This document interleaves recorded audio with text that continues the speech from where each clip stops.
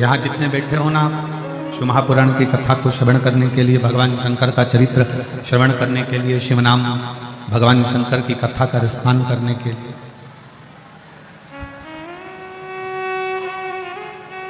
प्रयागराज की भूमि से जब अपने घर को जाओ ना, 7 दिन बाद 16 तारीख को जब आप अपने घर के लिए जाओ, कोई तुमसे पूछे थे कि प्रयागराज की भूमि में गए थे, तुम्हें क्या मिला? प्रयागराज की धरा से, प्रयागराज की भूमि से तुम क्या लेकर आए? प्रयागराज की भूमि से आप क्या प्राप्त कर आए? तो आप अपने घर के लोगों को जरूर कहना कि हम 5 रत्न लेकर आए हैं। एक संतों का दर्शन किया, शिव कथा सुनी, धर्म का प्रचार किया, दया करी, और प्रभु नाम में कुछ ना कुछ बन सका तो प्रभु की कृपा से किसी के लिए कुछ ना कुछ उपकार स्वरूप कर करा।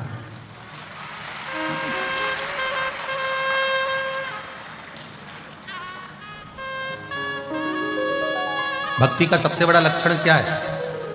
थोड़ा रिटर्न बढ़ाओ। भक्ति का सबसे बड़ा लक्षण क्या है? आपने बहुत अच्छे कपड़े पहन लिए, ये भक्ति का लक्षण नहीं है। आप मस्तक पर तिलक लगा लिए, त्रिपुंड लगा लिए, ये भक्ति का लक्षण है। भक्ति का सबसे बड़ा लक्षण है, अपना हो चाहे पराया हो, किसी के दुख को देखकर उसके दुख में शामिल हो जाना, बस उसके लिए कुछ अच्छा करने का प्रयास करना, ये भक्ति का लक्षण है।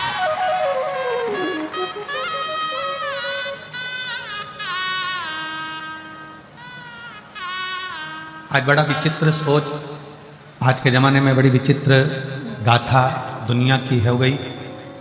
मंदिर में प्रसाद भी चढ़ाता है तो प्रसाद, पहले के समय में जो मंदिर में प्रसाद अगर इतना सा भी चना चिरौंजी का चढ़ता था, चना चिरौंजी जानते हो कि नहीं जानते हो? चना चिरौंजी जानते हो? जम के तो बोलो जरा। वो मीठी सफ़ेद कलर की आती है, उसको हम चिरौंजी बोलते हैं। और चना और चिरौंजी का जो प्रसाद चढ़ता था, तो पहले के समय में उस प्रसाद को इतना सा भी चढ़ता था तो मंदिर के बाहर लोगों को बांटा जाता था। और मेरा विश्वास करता है कि आप जितने बैठे हो आपने भी बांटा होगा। और आज का समय ऐसा हो गया कि वो प्रसाद भले थोड़ा सा चढ़ाए, 2 किलो चढ़ाए, 5 किलो चढ़ाए, और उसका मन ये करता है कि जितना मैंने चढ़ाया है वो सारा की सारा मेरे साथ मेरे घर तक जाना चाहिए, क्योंकि मैंने चढ़ाया,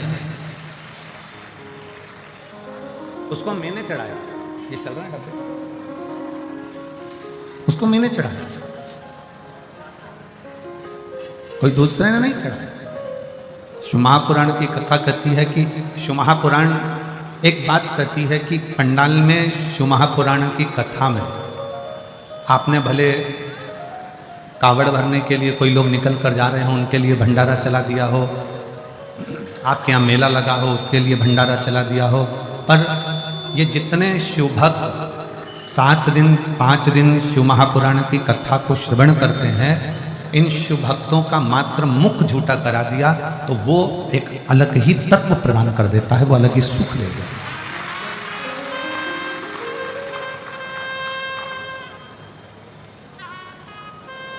स्वयं खा लेना सुकृति है, छुड़ाकर खा लेना यह विकृति है, और बांट कर खाना यह मेरे भारत देश की संस्कृति है।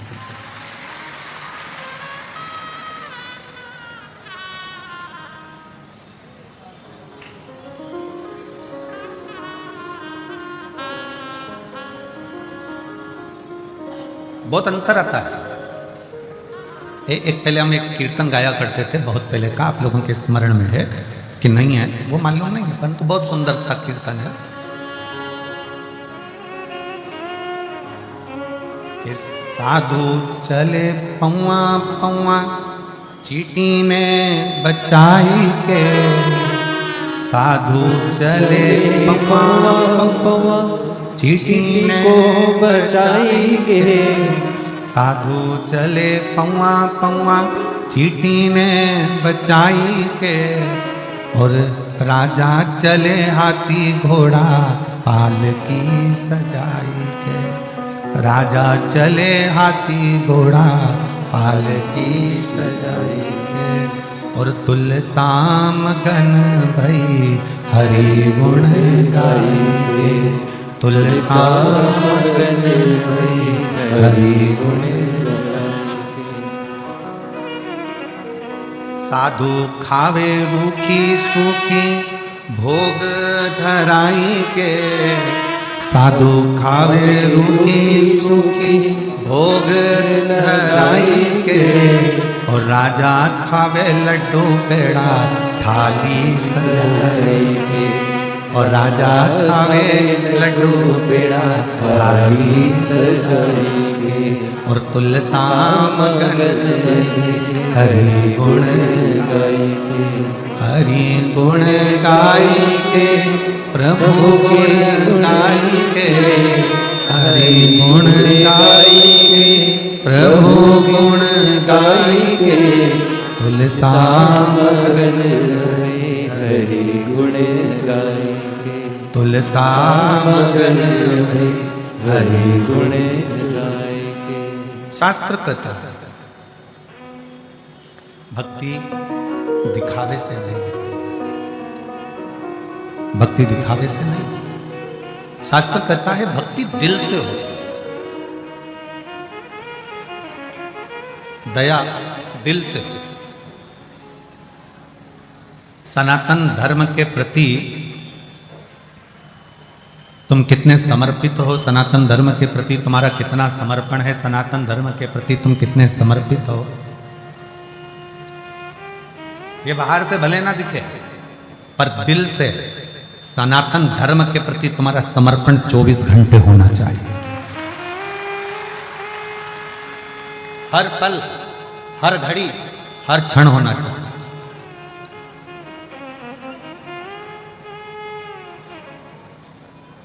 जैसे शिव के जो भक्त होते हैं, शंकर के जो भक्त होते हैं, उन्होंने अपनी सीख बना ली कि हम शंकर की कभी निंदा नहीं सुने और सुनना भी नहीं चाहिए। शिव निंदा सुनो भी नहीं, ना शिव निंदा करो ना शिव निंदा सुनो।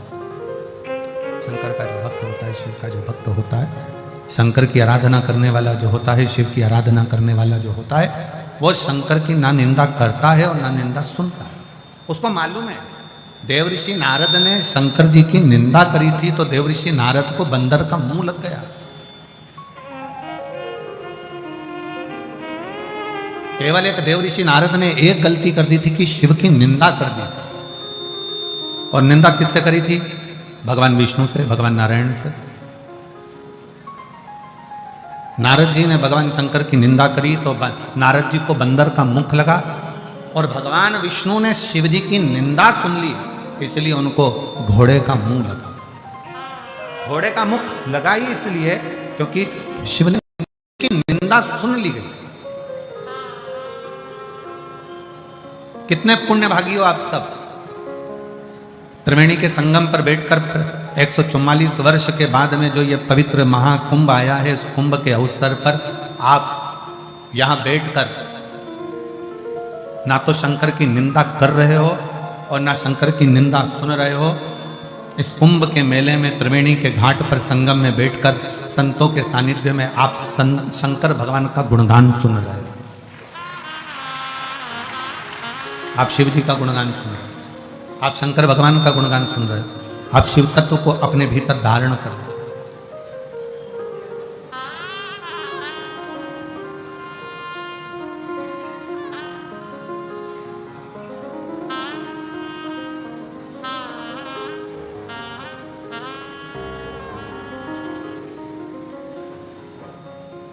कल वो कोई कह रहा तो गुरुजी एक यहाँ पर माला बेचने वाली आई थी, और वो माला बेचने वाली आई थी तो वो माला बेचते बेचते इतनी प्रसिद्ध हो गई कि वो हीरोइन हो गई।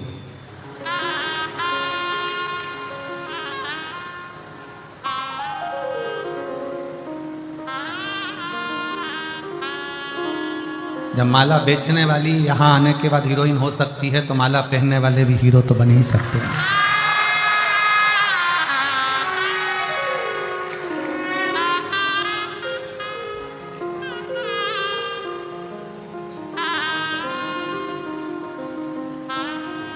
जिसके गले में तुलसी की माला होती है, रुद्राक्ष की माला होती है, वो साधारण नहीं होता।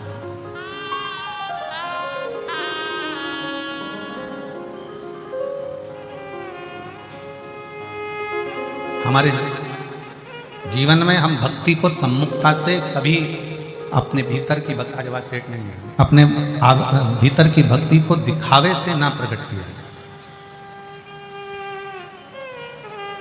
भक्ति में दिखावा नहीं होना चाहिए, भक्ति में केवल समर्पण होना चाहिए। आपके पास में मेरी जीजियाँ जब यहाँ आती हैं ना, इतना सा अपने बैग में टॉफी रख कर लाती हैं, इतनी सी टॉफी, एक पल्लू में जरा सा टुकड़ा भरकर, वहीं बैठी बैठी 10, 12, 15, 20 को अपने आपस में बैठी बैठी वहीं बांट देती हैं। प्रयागराज की मेरी बहनें आती हैं, साथ में अपने डब्बा लेकर आती हैं, डब्बे में थोड़ा सा कुछ भोजन, हलवा, चावल, पोहा बना कर लाती हैं, वो आपस में वहीं बैठकर बांट देते हैं।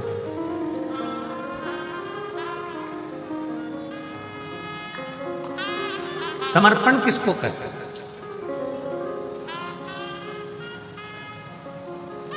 करोड़ों की दौलत दे दी, वो समर्पण नहीं है। जिस दिन आप अपना दिल, जिस दिन आप अपना मन परमात्मा को समर्पित कर दो, जिस दिन आपका अपना दिल भगवान के लिए 24 घंटा समर्पण का भाव रखे, तो समझ लेना कि समर्पण है।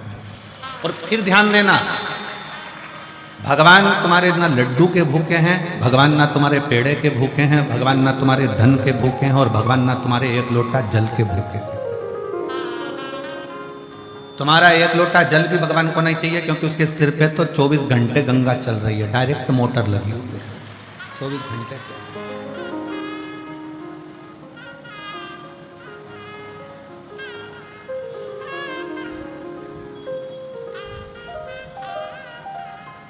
एक बार भगवान कृष्ण ने गोपियों से कह दिया था, मुझे वो दो जो मेरे पास में नहीं है।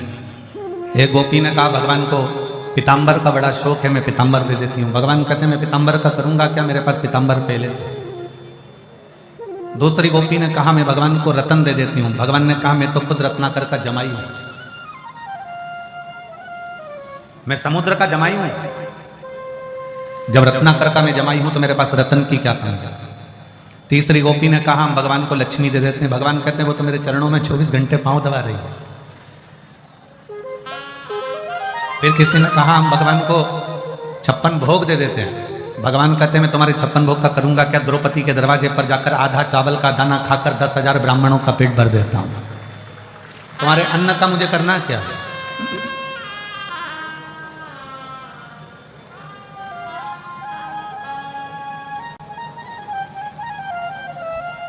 किसी ने कहा हम भगवान को गंगा जल दे देते हैं। भगवान कहते हैं वो तो मेरे मस्तक से 24 घंटे बह रहा है। भगवान कहते हैं मुझे वो दीजिए जो मेरे पास में नहीं है। तुम्हारे पास में लाल कलर की साड़ी नहीं है, किसी ने दे दी, तुम लाल कलर की साड़ी की फाल लगाओगी, पीको लगाओगी और चोली सिलवाओगी और उसके बिल्कुल डिजाइन का एक रुमाल उसी कलर का, लाल कलर की चोली, लाल कलर का पीको, लाल कलर की फाल, सब लाल कलर का उसको तैयार करो। और मान लो किसी ने तुमको लाल कलर की अगर साड़ी दी और तुम्हारे पास में पहले से 4-6 साड़ी है तो कोई तैयार करोगी तुम? अरे जम के तो बोलो नहीं। अच्छी होगी बहू को दे दो, और अच्छी होगी बेटी को दे दो। साड़ी थोड़ी सी भी गड़बड़ होगी तो अपने गांव में जब शिवपुराण या भागवत जी होगी तो पोथी पे चढ़ा दो।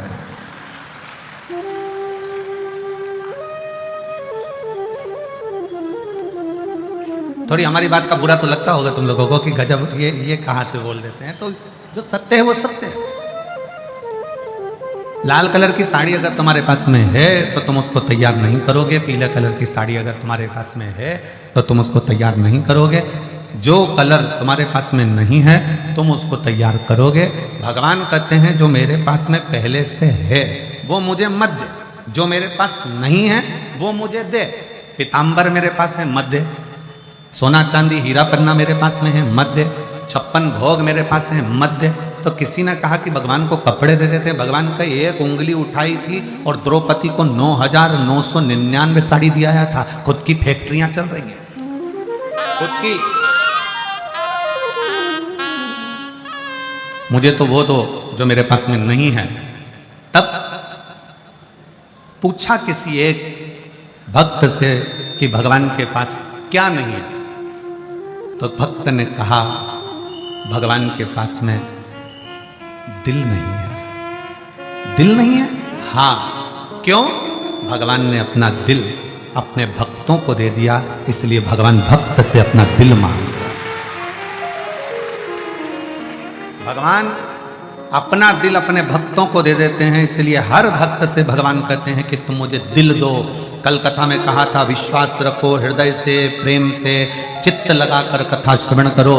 प्रयागराज की भूमि पर आए हो, आज कथा का चौथा दिन हो जाएगा, 3 दिन और बचेंगे और 3 दिन में से भी जो 7वां दिन रहेगा 16 तारीख का, वो सुबह 8 बजे से 11 बजे तक कथा हो जाएगी। 11 बजे आप अपने घर, हम सिरसा हरियाणा पहुंच जाएंगे, वहां कथा चालू हो जाएगी दूसरे दिन 17 तारीख से। विश्वास, एक भरोसा, एक दृढ़ता। और जब आपका विश्वास, आपका दृढ़ता, आपका भरोसा मूल होगा, जब आपका विश्वास मूल होगा तो भगवान मिलेगा। भगवान तुम्हारे एक लोटे जल का भी भूखा नहीं। तुम यह मत सोचना कि एक लोटे जल का तुम नहीं चढ़ाओगे तो भगवान तुम्हारा काम नहीं करेंगे। वो एक लोटे जल का भी भूखा नहीं है। वो एक लोटा जल क्यों बुलाता है? क्या मेरे भगवान कृष्ण को सुदामा की याद नहीं आई थी? क्या भगवान कृष्ण सुदामा को नहीं जानते थे? क्या भगवान कृष्ण सुदामा का दर्द नहीं मिटा सकते थे?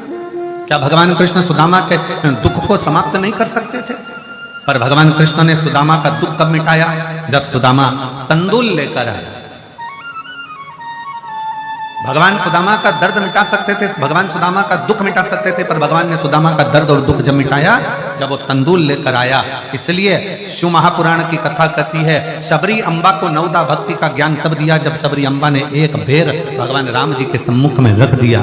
ध्यान देना, हमारा शास्त्र कहता है कि भगवान तुम्हारे धन का भूखा नहीं, भगवान तुम्हारी संपदा का भूखा नहीं, भगवान तुम्हारे वैभव का भूखा नहीं। भगवान तो ये चाहता है कि तू अपने घर से जब कुछ लेकर निकलेगा और मेरे दरवाजे तक आएगा तो मैं भी तेरे दरवाजे तक कुछ लेकर निकलूंगा और तेरे दरवाजे तक पहुंचाने का प्रयास करूंगा। एक लोटा जल सारी समस्या का हल। भगवान तुम्हारे जल का भी भूखा नहीं है, भगवान तुम्हारे वैभव का भी भूखा नहीं, भगवान तुम्हारे धन का भूखा नहीं, भगवान तुम्हारी संपदा का भूखा नहीं, भगवान तुम्हारी दौलत का भूखा नहीं है। भगवान अगर भूखा है तो निर्मल मन सो मोहि पावा और मोहि छल छिद्र कपट न भावा। तुम्हारा दिल कितना क्लीन है, साफ है, तुम्हारा हृदय भगवान के प्रति कितना समर्पित है, तुम्हारा मन भगवान के प्रति कितना समर्पित है, वो बस ये जानना चाहता है। कड़प जंगल में रहने वाला एक भील, क्या आता था उसको? कुछ नहीं।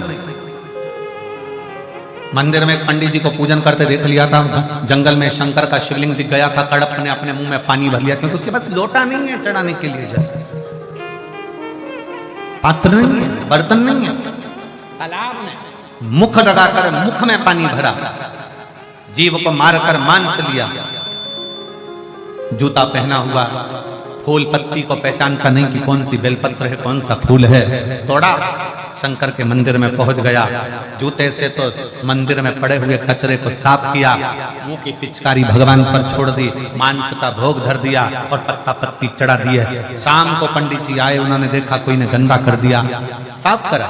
दूसरे दिन फिर उसी ने यही करा, तीसरे दिन फिर करा। आखिरी में पंडित जी बाजार से जाकर एक लोहे का पिंजरा बना लाए, उसमें शंकर भगवान को बंद कर दिया। बंद तो करा, एक लोहे के पिंजरे की तान टूट गई और वो शंकर के शिवलिंग को लग गई। शिवलिंग को लगते से उसमें से रक्त की धार बहने लगी।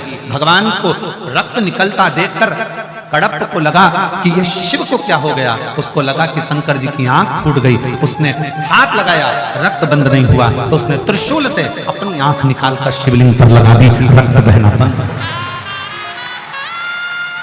शिव प्रकट हो गए, उसका नेत्र वापिस दिया शंकर।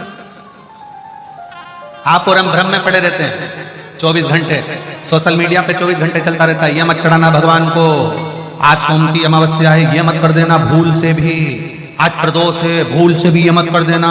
सुबह उठते से गूगल खोलोगे और डराना चालू हो जाएगा, आज शिवरात्रि पर भूल से ये काम मत करना, सोमवार है आज ये मत करना, ये मत करना, वो मत करना। और पूरी सोशल मीडिया पे छाट कर देखिए, प्रदोष के दिन ये मत करना, सोमवार को ये मत करना, भूल से भी ये मत करना। एक भी सोशल मीडिया पे ये नहीं लिखा कि प्रदोष के दिन भूल से भी झूठ मत बोलना अपनी पत्नी से। एक भी सोशल मीडिया पर कभी पढ़ के बताना कि भूल से भी अपने पति से झूठ मत बोलो, पत्नी से झूठ मत बोलो, परिवार से झूठ मत बोलो, भूल से भी अपनी सास ससुर के किसी कार्य के लिए मना मत करो, ये नहीं लिखा। भूल से भी आज प्रदोष है ये मत चढ़ा देना, नहीं तो पाप लग जाए। और शिव महापुराण की कथा कर रही है, तुम कैसे भी जाओ शंकर के पास जाओ तो सही।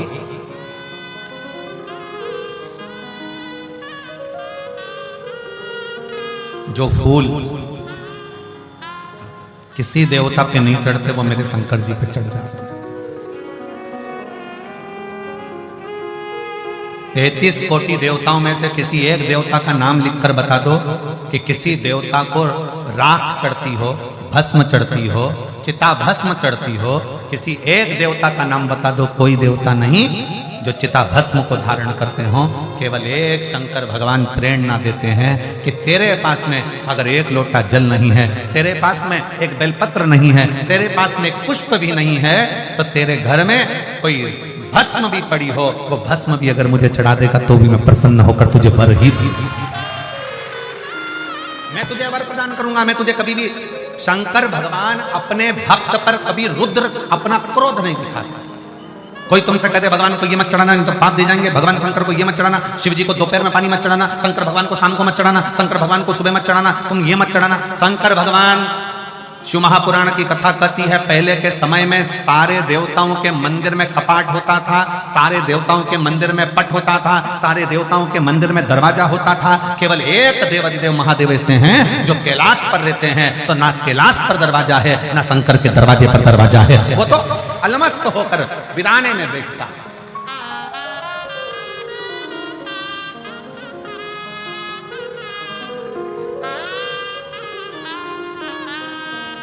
काशी गए हो आप लोग? हाथ उठाओ, कौन कौन गया काशी? सब गए हो? रखो।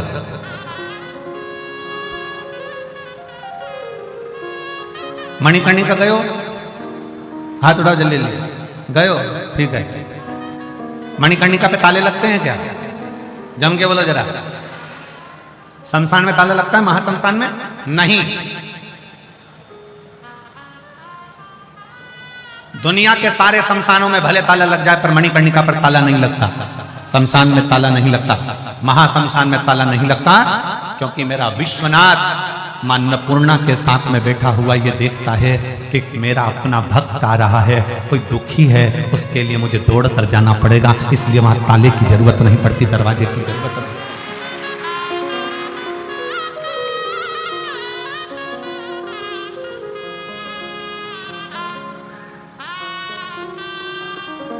अड़भंगा शिव बैठा, जब बुलाओ तब सम्मुख में रहेगा, जब बुलाओ वो तुम्हारे सामने है।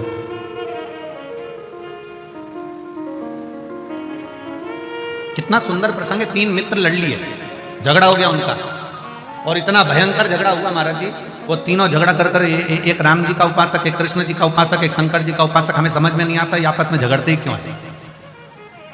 क्यों कहते हैं? कोई कहता है कि राम बड़े, कोई कहे कृष्ण बड़े, कोई के शंकर बड़े, पर शिव महापुराण की कथा कहती है कि तीनों देवता एक हैं। भगवान विष्णु में, भगवान शंकर में, भगवान ब्रह्मा में कोई भेद नहीं है, हमारे देवताओं में कोई भेद नहीं है, परंतु लड़के लड़ लिए, झगड़ लिए। नवयुवक बैठे थे आपस में झगड़े, उसने कहा तू राम को भजता है, तू कृष्ण को भजता है, तू शंकर को भजता है, आज देखते हैं कि कौन का भगवान पहले आता है, और पुकारो। सबसे पहले राम जी को पुकारा गया, और जो राम जी को पुकारा तो आवाज लगाई, हे राजा राम आइए, मेरे अवध के नरेश, मेरे अयोध्या के राजा आइए। और राम जी महाराज आए। फिर बुलाया कृष्ण को, हे द्वारका के नाथ, हे मथुराधीश, हे द्वारकाधीश आइए, आपका इंतजार है, आए।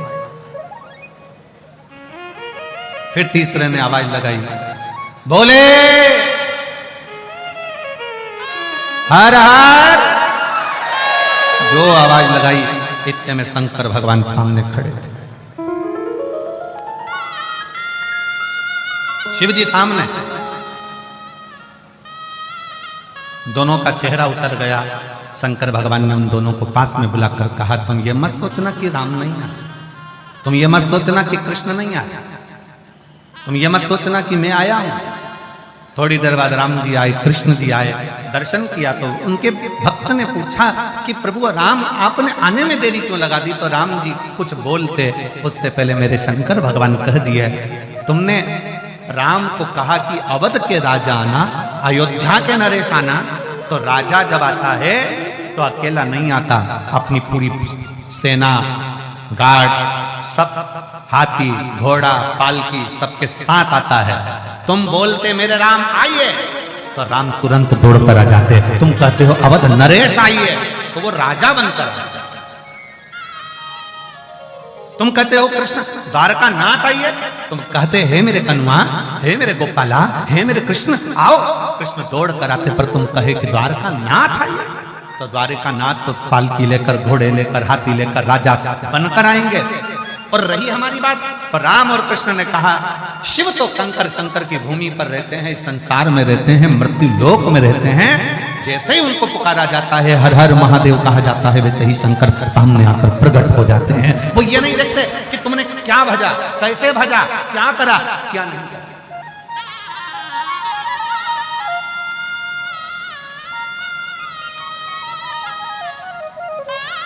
उनकी तो सरलता, उनकी तो सहजता।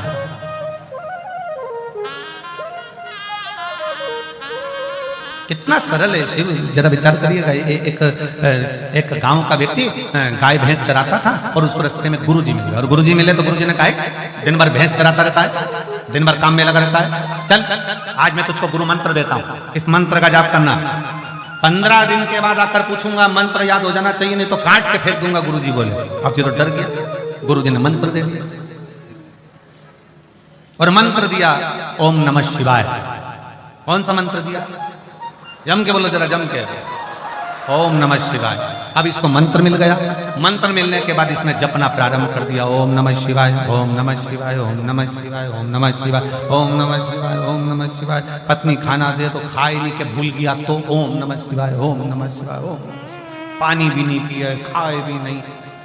4 दिन बाद भैंस चराने जा रहा था, पानी प्यास लगी, 4 दिन से नहीं पिया, पीने के लिए रुका, भैंस आगे निकल गई। एक लड़का दौड़ कर आया, रे भैया वो तेरी भैंस जाए। वो दौड़ कर गया, भैंस पकड़ी, भैंस तो पकड़ी, हाँपने के चक्कर में मंत्र भूल गया, मंत्र भूल गया। जिसने भैंस बताई थी उसी के पास पहुंच गए। क्यों भैया तुझे याद है मैं कौन सा मंत्र बोल रहा था? हाँ मेरे स्मरण में है। तू बोल रहा था ओम, हाँ ऐसा ही था, बस बता दे भैया कौन सा था, मेरा गुरु मुझे काट कर फेंक देगा, बता। तो कहा ओम ओम ओम भैंस जाए, ओम भैंस जाए, ओम भैंस जाए, ओम भैंस जाए। जपता जाए, जपता जाए। एक दिन शंकर भगवान पार्वती जी से बोले, पार्वती तूने मेरे कितने नाम सुने, तूने मेरे कितने नाम सुने? कहती हैं आपके तो सहस्त्र हजारों नाम है प्रभु।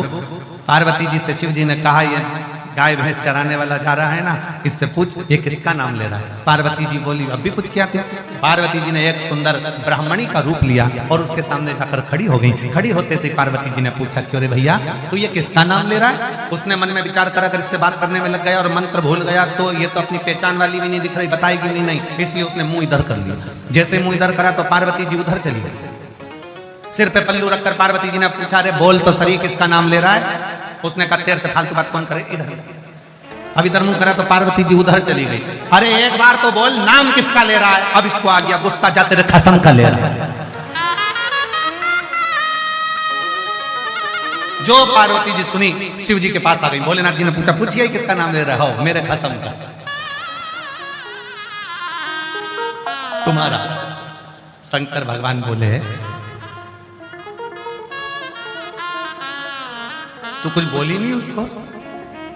पार्वती जी बोली इतना बढ़िया बोल रहा है ना वो, ओम भेज जाए, ओम भेज जाए, इतना बढ़िया बोल रहा है ना कि उसको देखने का मन कर रहा है। पर एक बात बताओ प्रभु, तुम्हारा नाम जाप इतने सारे लोग बैठ के ओम नमः शिवाय, ओम नमः शिवाय कर रहे हैं, तुम्हारी दृष्टि उन पे नहीं गई और वो एक अकेला ओम भेज जाए बोला, तुम्हारी दृष्टि चली गई। शंकर भगवान बोले ये आड़े तेड़े नत्थु खेरो पर मेरी दृष्टि जल्दी जाती है, इन पर मेरी दृष्टि जल्दी जाती है। और आप और हम भी उसमें से एक है। आपको भी भजन नहीं आता, हमको भी नहीं आता। आपको भी तप साधना नहीं आती, हमको भी नहीं आती। आपको भी प्रभु को रिझाना नहीं आता, हमको भी नहीं आता। आप और हम तो बस भगवान के नाम का उच्चारण करते रहते हैं। श्री शिवाय नमस्तु, श्री शिवाय नमस्तु, श्री शिवाय नमस्तु, श्री शिवाय नमस्तु, श्री शिवाय नमस्तु, श्री शिवाय नमस्तु। आप और हम तो बस भगवान की अलमस्ती में नाम जाप करते हैं और मेरे शंकर इतनी कृपा करते हैं। लोग कहते हैं कि हम इतने समय से जप कर रहे हैं, ओम नमः शिवाय, ओम नमः शिवाय, नमः शिवाय, नमः शिवाय, महामृत्युंजय मंत्र का जाप कर रहे हैं, ये जाप कर रहे हैं, भगवान हमारा क्यों नहीं सुने, हमारे ऊपर दृष्टि क्यों नहीं दे। तो दुनिया के लोग श्री शिवाय नमस्तुभ्यम, ये विद्धेश्वर संहिता का लिखा हुआ ऐसा मंत्र सम्मुख में आ गया कि जैसे ही लोगों ने बोलना चालू करा और शंकर जी का ध्यान चले गया कि इसने कुछ बोला, इसने कुछ बोला और उसका फल एक पत्र है, देखिए।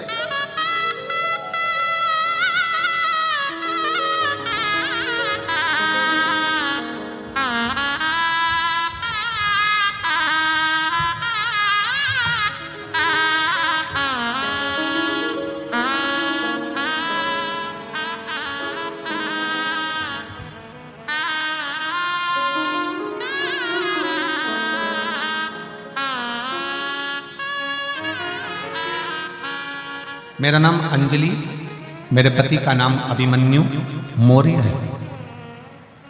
कहीं बैठे हो तो हाथ हिला सकते हैं। आप ही हैं? बच्चा आया है साथ में? आ जाओ, ले आओ। सबसे पहले मैं सतुआ बाबा जी के पावन चरणों को नमन करती हूँ, कोटि कोटि दंडवत करती हूँ, जिनके माध्यम से इस प्रयागराज की भूमि पर कभी 2 दिन की, कभी 1 दिन की, कभी 7 दिन की कथा आपकी मिल जाती है। गुरु जी, नहीं तो तुम पकड़ाई में आने वाले हो नहीं। मानते हैं? सतुआ बाबा जी, हमें तो लगता है कि कहीं ना कहीं स्वयं विष्णु शंकर जी को पकड़ कर लेकर आते हैं। इसीलिए शायद श्री विष्णु स्वामी संप्रदाय जगत गुरु श्री संतोषाचार्य जी बाबा है। एक बार जोरदार तालियां। शिव कृपा करता, शंकर करुणा करता, तो ये मिल जाता है। गुरुजी, पहले हम आपको नहीं जानते थे। 1 साल, 2 साल, 3, 4 साल, 5 साल, 6 साल, 7 साल ऐसे निकलते गए, संतान का सुख नहीं। जब औलाद नहीं हुई, लखनऊ दिखाया, प्रयाग दिखाया, सब दूर इलाज करवाया, पर संतान का सुख नहीं है। डॉक्टरों के हिसाब से मां नहीं बन सकती। पर किसी ने कहा कि शिव महापुराण की कथा टीवी पर आती है, उसको सुनना चालू करा।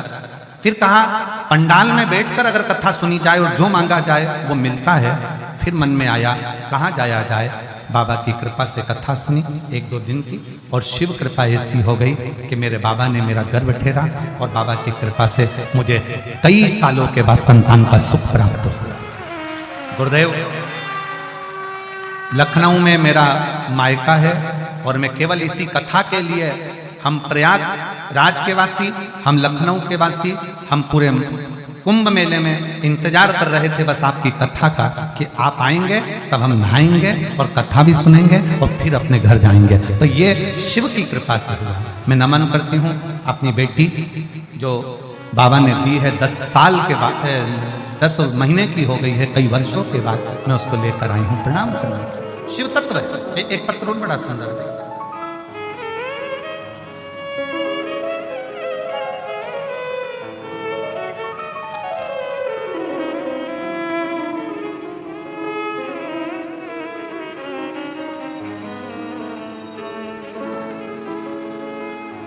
मेरा नाम माधुरी सिंह है, मेरे पति का नाम श्री विकेश कुमार सिंह। मैं पटना अगम कुआं बिहार की रहने वाली है। कहीं बैठी हो तो हाथ हिलाइए, अगर कहीं बैठी हो तो हाथ हिलाइए। मेरा नाम माधुरी सिंह, मेरे पति का नाम श्री विकेश कुमार सिंह। मैं पटना अगम कुआं बिहार की रहने वाली हूँ। कहीं बैठी हो तो हाथ हिला सकते, और अगर बैठी हो तो एक बेलपत्र लेने के लिए आ सकते। मेरा मोबाइल नंबर ये है।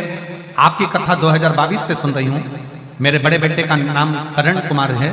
उसको 2024 अगस्त के महीने में अचानक से कान में दर्द हुआ। दिल्ली के हॉस्पिटल में दिखाने पर डॉक्टरों ने दवा दी पर ठीक नहीं हुई। फिर वापिस वही दिल्ली के डॉक्टरों को दिखाया गया तो डॉक्टर ने जांच कर निकाला कि इसमें कोई गांठ हो गई, कान के अंदर गठान हो गई है। हम लोग सब घबरा गए। उस कान में गांठ होने के कारण बस हम सब घबरा गए, लेकिन फिर भी हम लोग हिम्मत नहीं आ रही। डॉक्टरों ने कहा कि यह गांठ साधारण नहीं है, शायद ये गठान कोई दूसरी मानी गई। सारा घर उदास हो गया। करें क्या? डॉक्टर साहब से कहा आप दवाई दे दो, हम कुछ दिन के बाद में फिर वापिस जांच कराएंगे। और भोलेनाथ पर भरोसा कर कर हम दवाई लेकर घर आ गए। दवाइयां देते रहे, शंकर के मंदिर में बेटे को भेजते रहे कि शिव मंदिर जाओ, झाड़ू लगाओ, पोछा लगाओ, शंकर के मंदिर में 1 लोटा जल चढ़ाओ, चढ़ा हुआ जल पियो और एक बेलपत्र खाओ।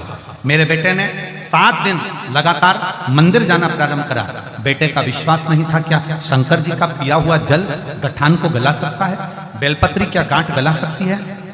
मेरे बेटे ने 7 दिन मंदिर जाना प्रारंभ करा। हम भी उसको मंदिर के लिए प्रार्थना करते, हम भी जाते और बाबा की ऐसी कृपा हुई। डॉक्टर ने कहा था कि 7 दिन के अंदर इसकी रिपोर्ट आना जरूरी है, नहीं तो बड़ी बीमारी का चांस है। और बाद में 7 दिन के बाद डॉक्टर को वापस दिखाने के लिए गए तो मेरे डॉक्टर भी दिल्ली के आश्चर्य कर रहे थे। जो गठान कान में थी वो पूरी की पूरी गल चुकी थी और बाबा की कृपा से वो ठीक हो गई। मैं शिव को प्रणाम करता हूं। शंकर की उदारता किसको कहते हैं, शिव तत्व किसको कहते हैं?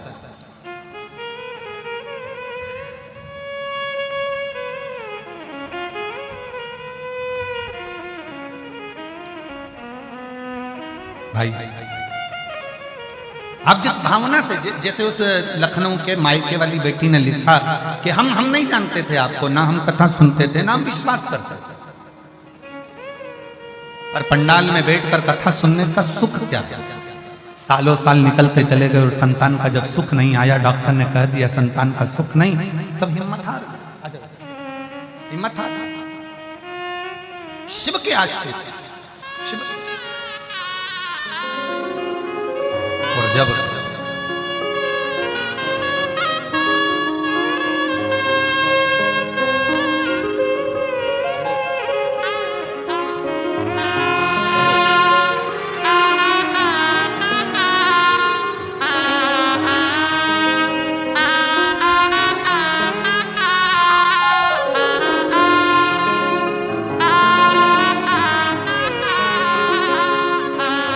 खुश हो, रोते नहीं, अब तो बाबा ने दे दिया ना, अब रोना नहीं चाहिए। आंसू बच के जाओ, आंसू बचा।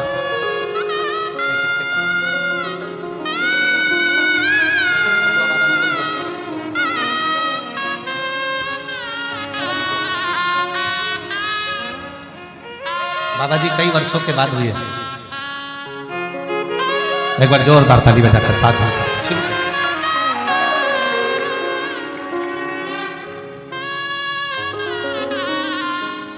जो जैसी भावना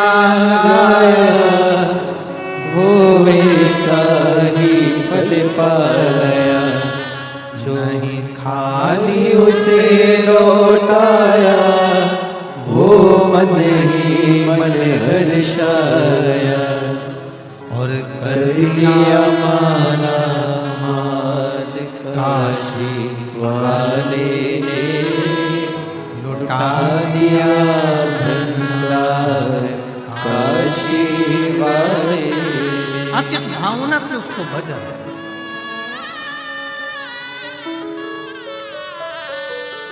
आप जिस हृदय से उसको पुकार रहे, भगवान ये नहीं देखता कि तुम्हारे पास में वैभव क्या है, धन क्या है, दौलत क्या है, तुम क्या कर रहे हो, तुम्हारे पास में संपदा कितनी है। या भगवान ये नहीं देखेगा कि तुम्हें पूजन करना आता है कि नहीं आता, तुम्हें पाठ करना आता है कि नहीं आता, तुम्हें स्तुति करना आता है कि नहीं आता। आप तो बिल्कुल शिव जैसे अड़भंगे बनो। सुबह उठो, स्नान करा, 1 लोटा जल भरा, अपने नजदीक के अपने घर के पास जो शंकर का मंदिर हो वहां 1 लोटा जल चढ़ाने की आदत डाल लो। अगर तुमने 1 लोटा जल चढ़ाने की आदत डाल ली तो वो महादेव भी देने की आदत डाल लेगा, कम नहीं देगा। आप एक लोटा जल शंकर के मंदिर जाना चालू तो करो, आप शिव को एक लोटा जल चढ़ाना प्रारंभ तो करो। तेरे मंदिर में आना मेरा काम है और मेरी बिगड़ी बनाना तेरा। बोल बम का नारा है सारी समस्या का हल। आप उसके आश्रित होकर चलो।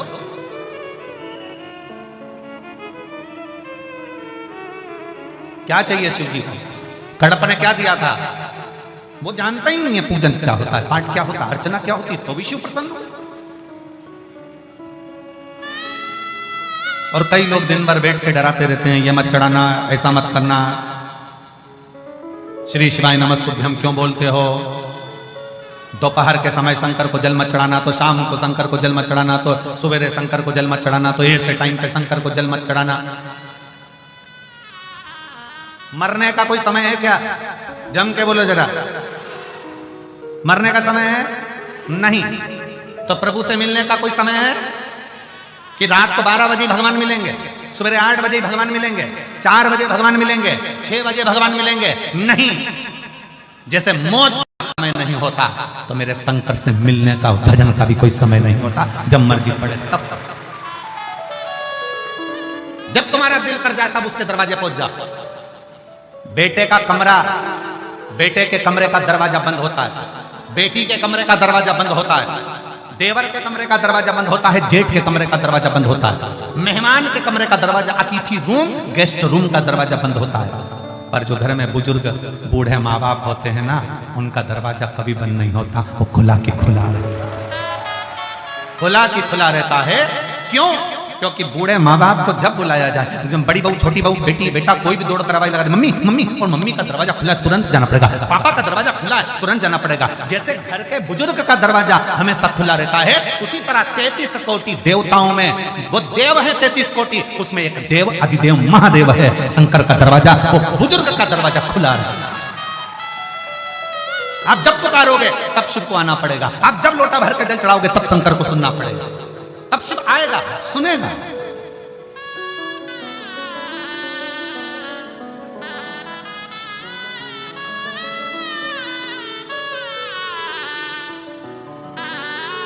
आप जाओ शंकर के मंदिर में एक लोटा जल चढ़ाने के लिए, कहीं जाओ चाहे मत जाओ, अपने घर के पास में एक लोटा जल चढ़ाने जाओ, सुनेगा। कितना सुंदर प्रसंग आता है। माता सती, मां सती शंकर भगवान के साथ में जब कुंभज ऋषि के आश्रम में कथा सुनने के लिए जाती हैं, अगस्त बाबा के दरवाजे पर कथा सुनने के लिए माता सती जब जाती हैं, तो अगस्त ऋषि के दरवाजे पर, बाबा कुंभज के दरवाजे पर जब कथा सुनने के लिए माता सती शिव जी के साथ जाती हैं, तो कुछ देर माता सती मार्ग में रुक जाती है, मार्ग में रुकती हैं।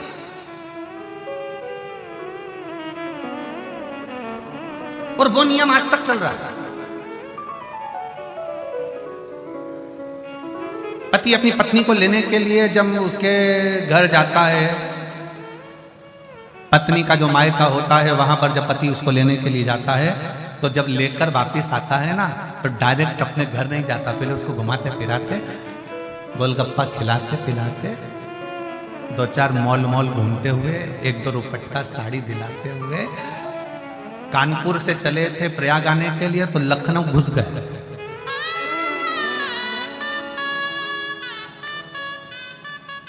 पत्नी बोल रही है, घर पे मम्मी पापा इंतजार कर रहे होंगे, उनको तो फोन कर दो, उनको ये थोड़ी ना मालूम है कि अभी अपन निकले कि नहीं निकले, वो तो समझेंगे अभी निकले ही नहीं, चल अपन कानपुर घूम के आते, लखनऊ घूम के आते, थोड़ा प्रयाग घूमकर फिर चल जाते। शंकर भगवान माता सती को लेकर पहुंचे एक स्थान पर, भगवान शिव सती के साथ बैठे।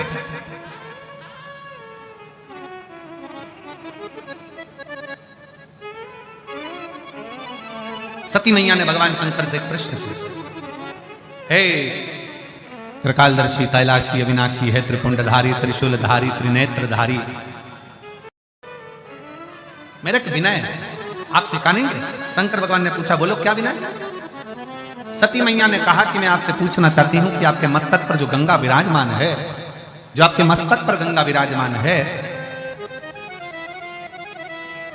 वो गंगा निरंतर बह रही है, निरंतर बह रही है।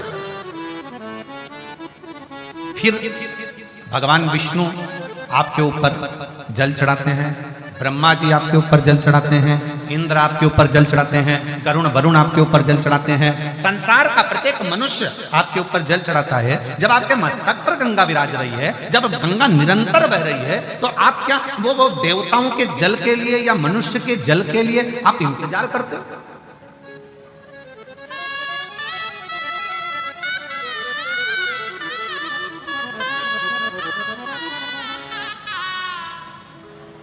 भगवान शिव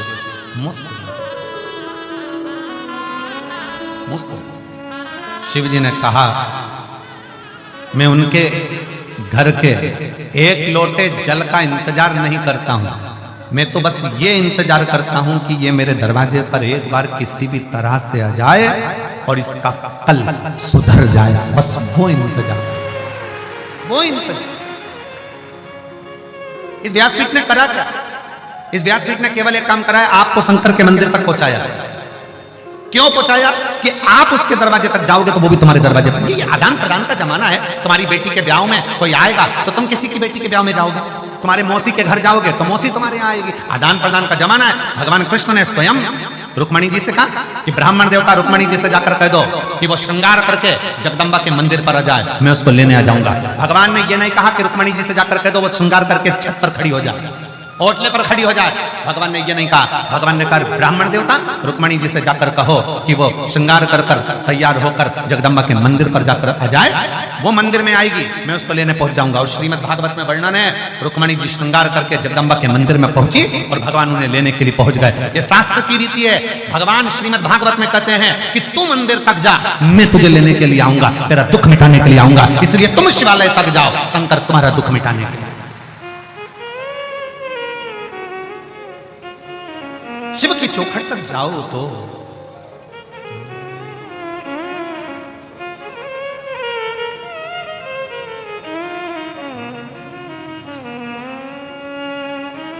देवा महादेवा, ओ देवा महादेवा, सारी उम्र करूं तेरी सेवा, बाबा जी मेरी लाज रखना,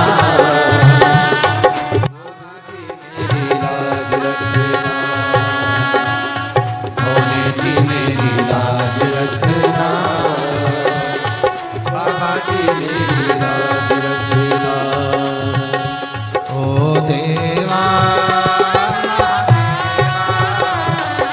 देवा महादेवा, ओ देवा महादेवा, ओ देवा महादेवा, सारी उम्र करूं तेरी सेवा, बाबा जी मेरी लाज रखना, भोले जी मेरी लाज रखना, बाबा जी मेरी लाज रखना, बाबा जी मेरी लाज रखना।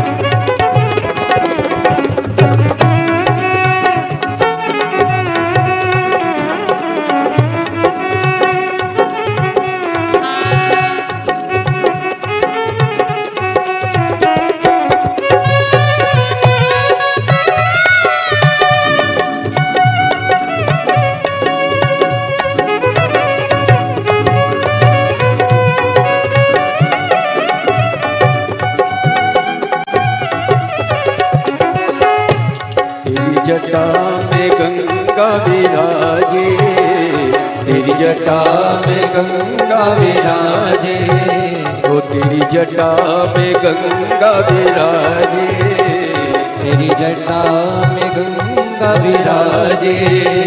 सब भक्त लगाए गोता, बोले जी मेरी लाज रखना, बाबा जी मेरी लाज रखना, बोले जी मेरी लाज रखना, बाबा जी मेरी लाज रखना।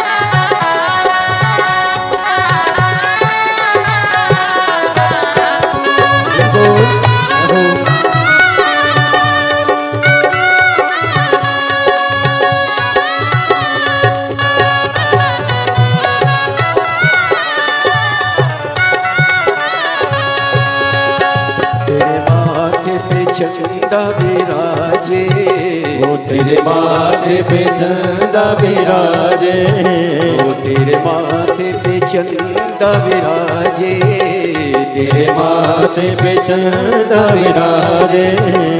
सारे जग में करे उजियारा, हो मेरी लाज रखना, बाबा जी मेरी लाज रखना, भोले जी मेरी लाज रखना, बाबा जी मेरी लाज रखना।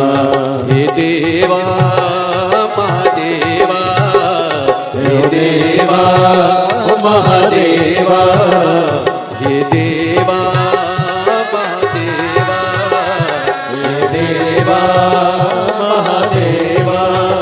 दिन रात करूं मैं तेरी सेवा, भोले जी मेरी लाज रखना, बाबा जी मेरी लाज रखना, भोले जी मेरी लाज रखना, बाबा जी मेरी लाज रखना।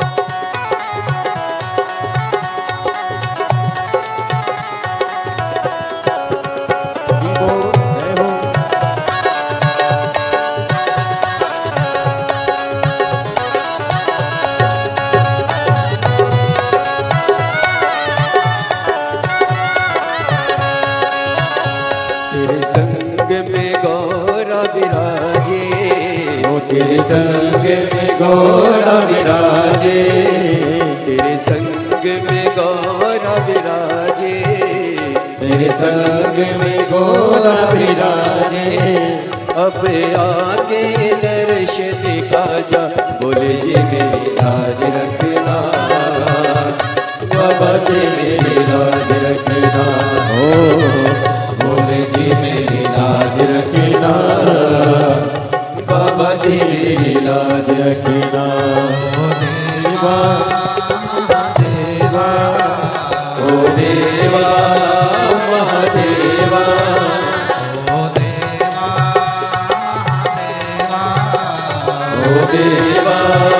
महादेवा, सारी उम्र करूं तेरी सेवा, बोले तेरी लाज रखना, बाबा जी मेरी लाज रखना, बोले जी मेरी लाज रखना, बाबा जी मेरी लाज रखना, बोले जी मेरी लाज रखना, बाबा जी मेरी लाज रखना, बोले जी मेरी लाज रखना, बाबा जी मेरी लाज रखना।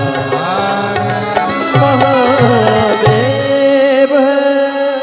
अपने स्थान पर बैठकर भगवान शिव से अपने मन का भाव बड़े आनंद के साथ दिल से प्रार्थना करिए, दिल से विनय करिए, बाबा को अपने मन का भाव करिए और दिल से बाबा को अपने मन का भाव व्यक्त करिए। साथ में बोलिएगा, सब हृदय से भाव से प्रार्थना करिएगा। जहां जगह मिले वहां बैठकर, बड़ा दूर दूर से आप लोग आए हो,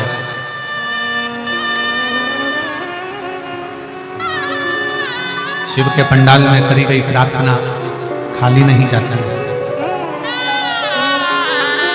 बड़े भाव से, हृदय से, दिल से प्रार्थना करिए, निवेदन करिए, विनय करिए। साथ में बोलेंगे,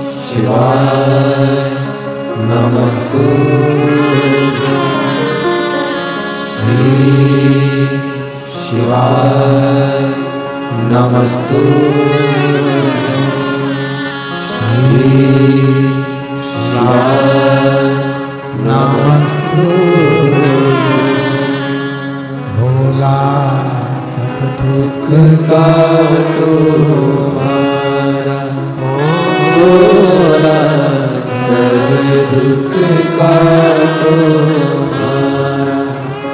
शिव शंकर जपो तेरी माला, भोले बाबा जपो तेरी माला, भोला सब दुख काटो हमारा, ओ भोला सब दुख काटो हमारा। वेश मंगल मंगलकारी, वेश मंगल मंगलकारी, शमशान वासी हमारा, शमशान वासी हमारा, ओ भोला सब दुख काटो हमारा, ओ भोला सब दुख काटो हमारा।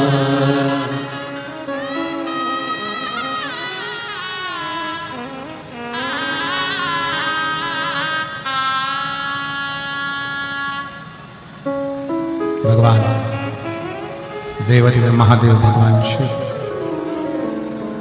ओगरदानी शंकर की कथा कर रहे।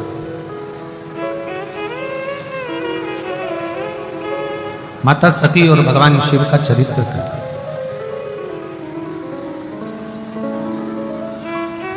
सती और शिव जी का संवाद कर रहे कि है सती, अगर कोई मेरे मंदिर तक, मेरे दरवाजे तक, मेरे द्वार तक जल चढ़ाने के लिए आ रहा है तो मैं ये चाहता हूं कि उसका कल्याण हो, इसलिए मैं उसको खींच कर अपने दरवाजे तक बुलाऊं।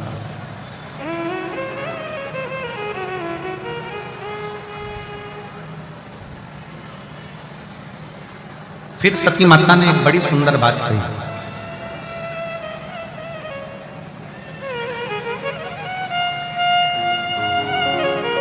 नाथ, मान लो जिस समय पर मेरे प्राण जाएं और मेरे शरीर जब छूटे, मेरे प्राण जब छूटे, स्थान कोई भी पर मुख में नाम आपका,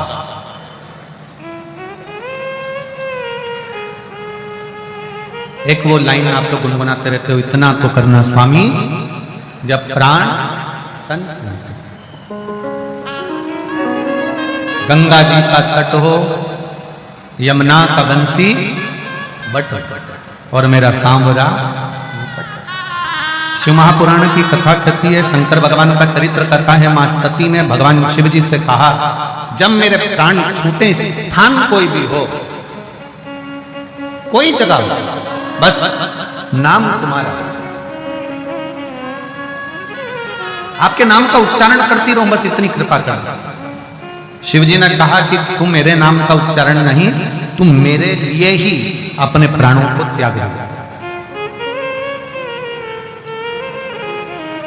स्वयं मेरे लिए तेरे प्राण छूटेंगे सती।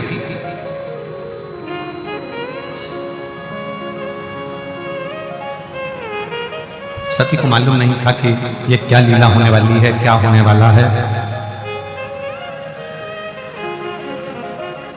दुखी होने से दुख कम हो जाता है क्या? जम के बोलो जरा। अगर दुख आ गया, तकलीफ आ गई और दुख तुम्हारे पास में आ गया तो तुम दुखी रहोगे, मुंह उदास कर कर रहोगे, बड़े दुख में दिखोगे, तो क्या सुखी हो जाओगे? जम के बोलिए। मलेरिया हो गया, कैसे होता है? मलेरिया कैसे होता है?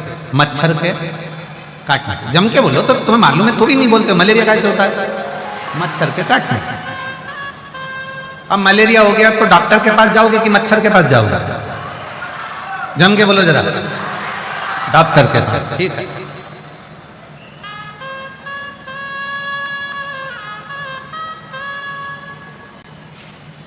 और अगर मच्छर ने काटा है और मच्छर के पास जाओ तो भाई मान लो मच्छर से कहा जाए कि तूने मुझे क्यों काटा, इतनी हिम्मत तेरी कि तू मुझे काटे, पर नहीं, मलेरिया हुआ, मच्छर ने काटा तो हम डॉक्टर के पास गए, हम मच्छर के पास या मच्छर के रिश्तेदारों के पास नहीं गए। उसी तरह शिव महापुराण की कथा कहती है, जब हमारे को जीवन में दुख आता है तो फिर हम अपने मोहल्ले में अपने दुख का प्रचार क्यों करते हैं? बहुत दुखी हूं, बहुत तकलीफ में हूं, बहुत कष्ट में हूं। मलेरिया हुआ तो डॉक्टर के पास गए हो, मच्छर काटा तो डॉक्टर के पास गए हो, तो दुख आने पर सबके पास क्यों जाए? अगर दुख आने पर वो डॉक्टर के पास जाओ जो शंकर है। दुख आया है ना, हम इसके पास जाएंगे, उसके पास जाएंगे, उससे कहेंगे मैं बहुत तकलीफ में हूँ जी, मेरी बड़ी कष्ट है, मैं बड़ी बीमार हूँ, मैं बड़ी दुखी हूँ, मैं बड़ी परेशान हूँ, मैं बड़ी परेशान हूँ, तो क्या वो दुख काट देंगे? मलेरिया हुआ तो मच्छर के पास जाओगे तो मच्छर तुम्हारे को दवाई दे देगा क्या? नहीं। पड़ोसन तुम्हारा दुख काट देगी क्या? जम के बोलो जरा। नहीं। रिश्तेदार दुख काटेंगे? नहीं।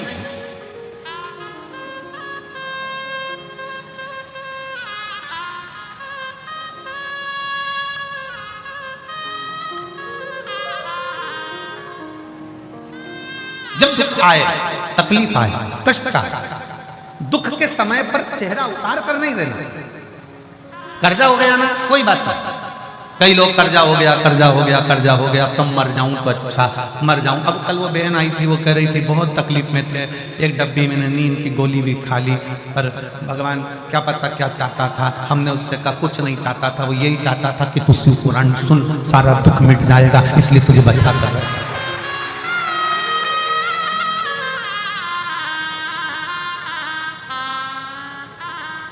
आप उसके आश्रित तो हो, आप उसको समर्पित तो हो। पत्र हैं थोड़े से, देखिए कितने सुंदर पत्र आए, जरा देखिए स्मरण।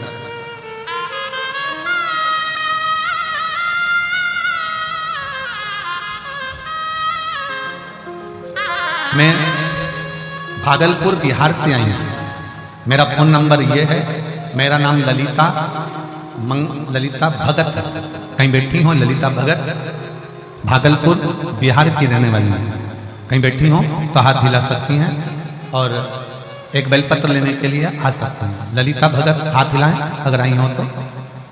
आई हैं, कहीं बैठी हैं? आई हैं, अच्छा आइए एक बेलपत्र लेकर। मैं बाबा को प्रणाम करती हूँ, सतुआ बाबा को नमन करती हूँ। बाबा जी, मैं काशी की कथा सुनने के लिए आई थी, इतनी दुखी थी कि शायद जिंदगी में कोई दुख किसी के पास। गुरुदेव, मेरी बेटी के लिए केवल मैंने कथा में सुना था कि भगवान के पंडाल में बैठकर कथा सुनते समय, जिस समय आप श्री शिवाय नमस्तुभ्यं बुलवाते हो, थोड़ी देर के लिए जब मौन होते हो, उस समय अपना दुख, अपनी तकलीफ शंकर जी से कहना होता है। आप काशी में जितनी भी भजन हुए, उसमें केवल एक ही भजन होता था। करते हुए सुंदर आज कथा के हम सभी चतुर्थ दिवस में प्रवेश करेंगे और हमारे बीच में आज पधारे हैं अमरावती महाराष्ट्र के लोकप्रिय विधायक श्री रवि राणा जी और आदरणीय भाभी जी श्रीमती नवनीत राणा जी आज हमारे बीच में विराजमान। एक बार जोरदार ताली बजाकर स्वागत करें। मैं निवेदन करना चाहूंगा, परम पूज्य, परम आदरणीय, परम सत्य, परम सम्माननीय जगत गुरु श्री संतोषाचार्य जी, सतुआ बाबा जी हम सभी को आशीष वचन श्रवण कराएं और हम सभी आशीष वचन श्रवण करेंगे पूज्य सतुआ बाबा जी के।